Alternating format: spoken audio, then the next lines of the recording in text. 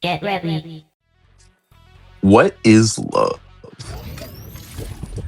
A question that is explored in thorough detail in Takeshi Miike's twisted tale about interpersonal relationships through the dark veneer of the murky world of the Yakuza. It's a movie that most watchers can't make heads or tails out of. It's a strange story and quite graphic, with more than a few downright grotesque moments. But I find that when you peel back the skin, there's a lot more than just the savagery. There's beauty behind the beast, as they say. Ichi the Killer is the story about an unstoppable killing machine. This is played with the title being Ichi, or Japanese for one. So he's Ichi, the number one killer. The only problem is the man is a complete mess. He moonlights as a waiter and never seems to get anything right, constantly being admonished and beguiled for being terrible at his job, and it's just a complete nervous wreck, honestly. When he's not working, he's hitting up the local prostitute for blowjobs or playing Tekken Tag Tournament. Remember Tekken Tag Tournament? That game was awesome. Always played Kazuya and Yoshimitsu. That was a great game. I played it so much. That game had such a great soundtrack and it was so much fun. Oh my god. Oh yeah, and he also follows a prostitute home and masturbates to the sight of her being sexually assaulted by her partner. I did say this movie was horrific, didn't I? Definitely not for the faint of heart. Ichi nutting to this is actually what creates the title card, which, according to Takeshi Miike, is in fact real semen. What the fuck? How? Why? Who? Who would think of doing something so disgusting yet so original? He's a genius. Ichi is also sent on jobs as a cleaner or painter or whatever fun euphemism you'd like to use to say he slaughters every last person and nobody lives to tell the tale.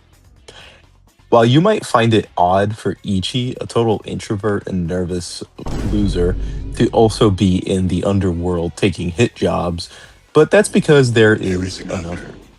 being the old man who gaslights Ichi into doing his bidding.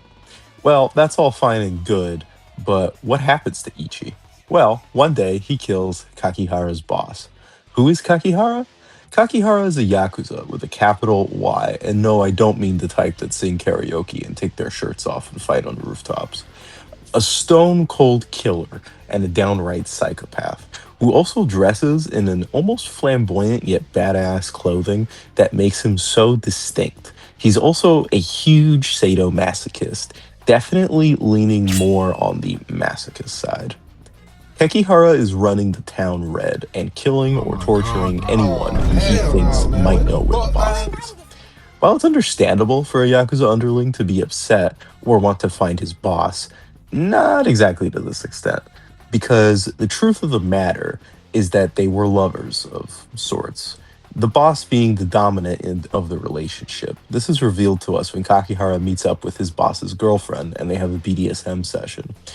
Despite her being insanely hot, Kakihara isn't even remotely into it because she can't hit him hard enough.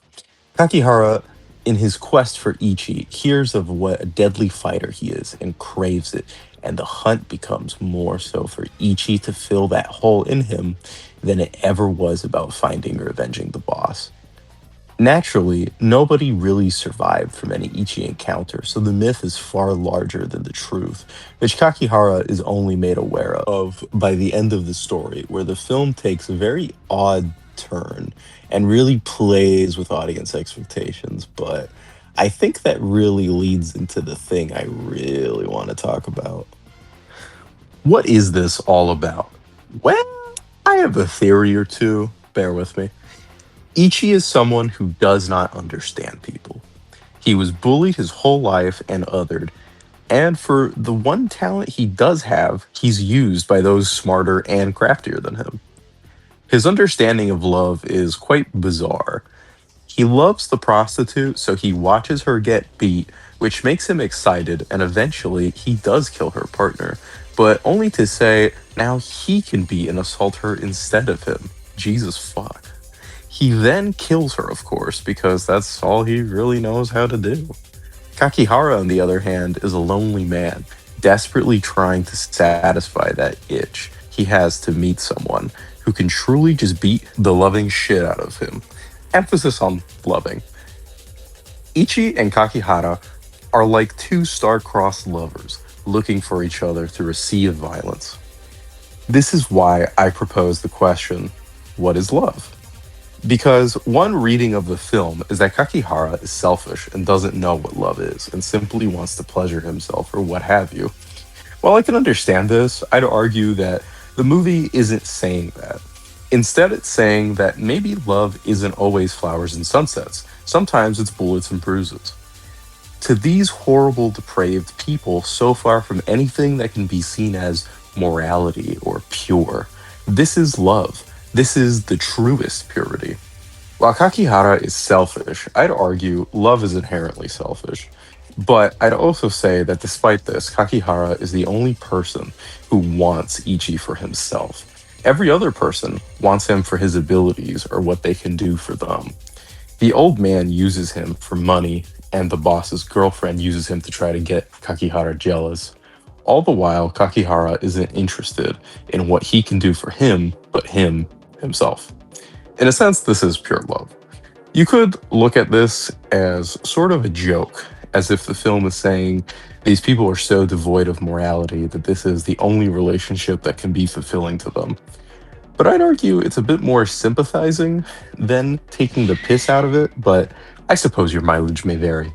I also just love how mean spirited the film is. The world is very cold, and everyone, even children, are just unbelievably mean. Everyone is also just the worst person. The only halfway decent guy is the legendary actor Sabu's character, who's also a Yakuza, so not exactly a stand up guy. I think it further cements the point that in this world, the idea of love is rather skewed than what you or I consider it to be. Other than that, this movie is dynamite. It's Miike at his peak with that crazy kinetic energy he's known for. Some of the montages in this are really out there, unlike anything I've ever seen. Everyone in this damn movie looks so cool. The costume design is somewhere out of this world that we just haven't exactly found out how to go back to yet. The soundtrack is also something I never really noticed, but this time I couldn't escape its grip. It's genuinely eerie at times.